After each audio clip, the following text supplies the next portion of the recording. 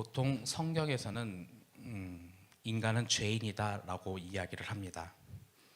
네, 틀린 말은 아닙니다만 문제는 하나님을 모르고 교회도 모르고 성경도 모르는 사람에게 이 얘기를 들으면 기분 나쁘다는 점이 문제이죠. 다짜고짜 누군가는 이렇게 생각할지도 모릅니다. 저는 어릴 때부터 법을 잘 지켰고 교통법규도 잘 지켰고 이웃에게도 선행을 베푸는데 왜 다짜고짜 죄인이라고 말합니까? 라고 말하면 우리는 참 그걸 어떻게 설명해야 할지 여러 가지 생각이 듭니다. 하지만 성경은 분명히 말합니다. 인간이 죄인이다. 그렇다면 인간이 죄인인 이유는 무엇이었을까요? 누군가는 이렇게 말을 하죠. 선악과를 먹어서 그렇다. 네, 그것도 맞는 말입니다. 하지만 또 잘못된 인식을 가진 사람은 누군가는 이렇게 말합니다. 그거 사과를 먹어서 그런 거 아닙니까? 사과? 왜 사과라고 이 사람은 생각했을까? 옛날 중세시대 때 성화에서 선악과의 모습을 그리기가 힘들다 보니 사과를 모티브로 그렸는데 그게 잘못된 인식을 갖지 않았을까라는 생각이 듭니다. 그렇다면 인간이 근본적으로 죄인인 이유는 무엇일까? 한번 성경에 있는 내용을 여러분들과 이야기를 나눠보고 싶습니다. 하나님께서 만드신 동산 중앙에는 창세기 2장 9절에 보면 생명나무와 선악을 알게 하는 나무가 있었다고 합니다. 그것이 동산 중앙에 있었는데 하나님께서 특별히 선악을 알게 하는 나무의 열매를 먹을 때는 창세기 2장 17절에 분명히 이렇게 말합니다. 반드시 죽는다. 그럼 우리 인간은 이 반드시 죽는다는 말을 어떻게 받아들였을까요? 우리가 읽었던 창세기 3장 3절에 보면 이렇게 말을 합니다. 너희가 죽을까 하노라. 반드시 죽는다와 죽을까 하노라. 여러분들 이 말의 어감이 어떻게 다가오십니까? 그리고 창세기 3장에서는 만지지도 말라라고 했지만 창세기 2장에서는 만진다는 내용은 또 없습니다. 분명히 이것은 하나님이 말씀하신 것과 인간이 인지하고 이해하는 것은 분명히 차이점이 있었다는 거죠. 즉 하나님의 말씀에 대한 인지 부족 또한 소홀히 받아들인 것이 이것이 하나님과 인간 사이에 연약한 부분이 생겼다는 거예요.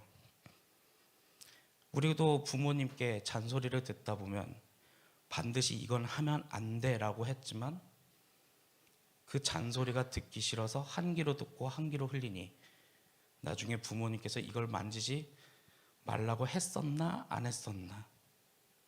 어쩌면 부모와 자녀 사이의 관계를 통해서도 우리는 충분히 알 수 있습니다. 이러한 연약한 부분에 하나의 유혹이 다가왔죠.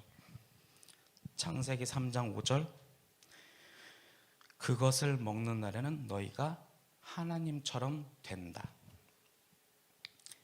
저는 이 부분이 굉장히 무겁게 다가왔습니다. 하나님처럼 된다? 그러니 그 얘기를 들으니 창세기 3장 6절 선악과의 나무의 열매를 고개 들어 봤더니 먹음직도 하고 보암직도 하고 지혜롭게 한 만큼 탐스럽게 열렸다라는 거죠. 즉 하나님처럼 된다는 그 말 한마디의 말입니다.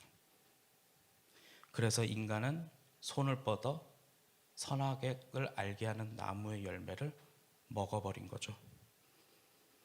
저는 그 순간 이 말씀 구절에서 하나님처럼 된다는 것이 도대체 이 인간들에게 어떻게 다가왔을까라는 생각을 합니다. 하나님의 동산 안에서 인간은 하나님께서 통치권을 주셨어요. 대표적으로 이름을 지어주는 행위죠. 이름을 지어줘서 이것을 사과라, 이것을 사슴이라 하는 것은 고대 근동에 있어서는 왕만이, 통치자만이, 군주, 그런 사람들만이 갖고 있는 고유의 권한입니다. 여러분들도 혹시 대하사극을 보다 보면 예를 들어서 저의 시족에서 고려시대 때 몽고가 쳐들어왔습니다.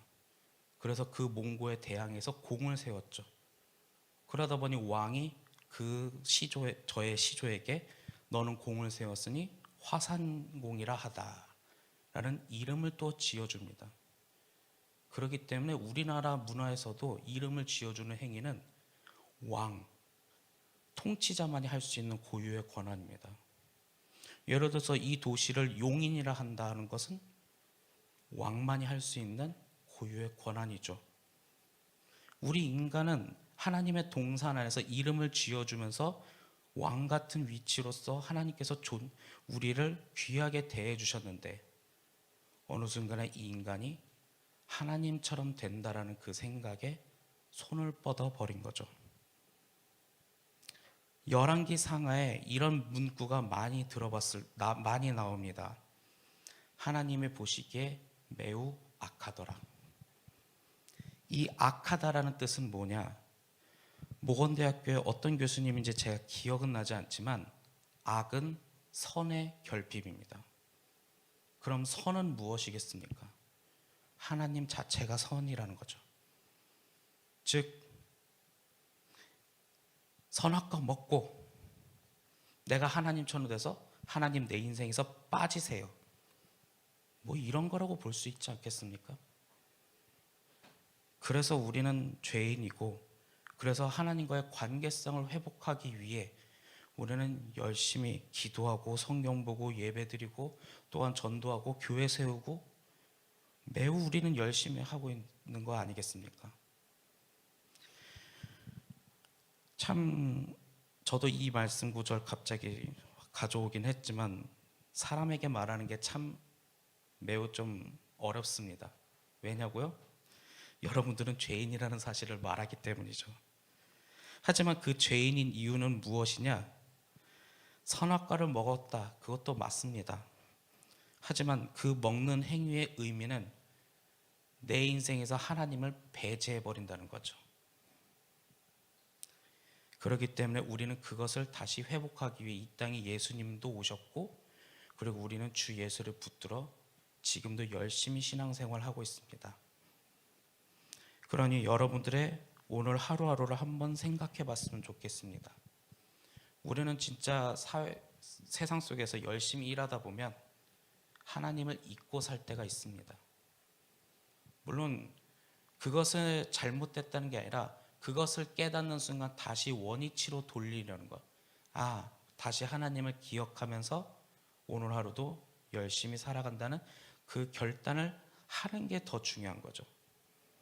하나님을 잊고 살았다면 하나님을 다시 기억하고 내 마음속에 받아들이는 행위, 다시 되돌아가려는 행위가 우리에겐 중요합니다. 그걸 전문 용어로 회개라고 하죠.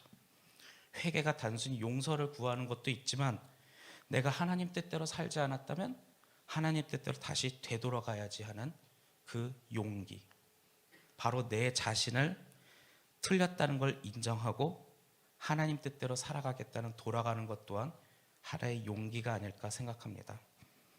즉 하나님과 함께 해야지만 인간의 자의식으로 너무 가득 차버려서 하나님을 배제해버리는 것.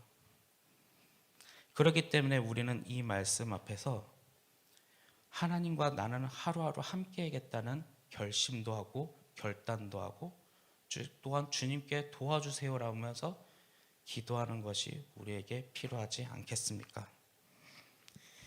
2025년은 우리가 기도로서 한 해를 승부를 보겠다고 우리는 결심했습니다.